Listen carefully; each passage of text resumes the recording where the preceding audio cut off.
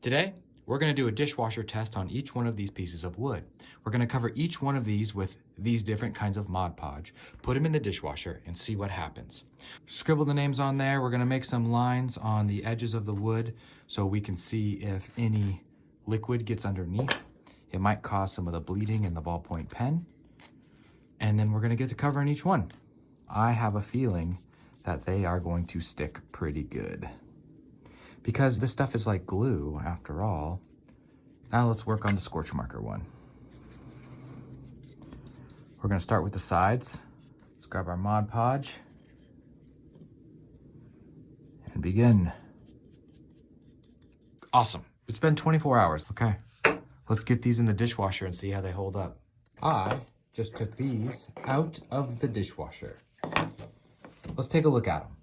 To be honest with you, they all did excellent. I didn't see any real smearing of the black. Overall, I mean, all of these did pretty good. Leans not so much on this side. You can tell the water soaked in. This one's pretty heavy. This one's pretty light. Oh, this one's light too.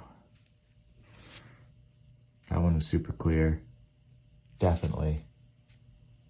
No issues there.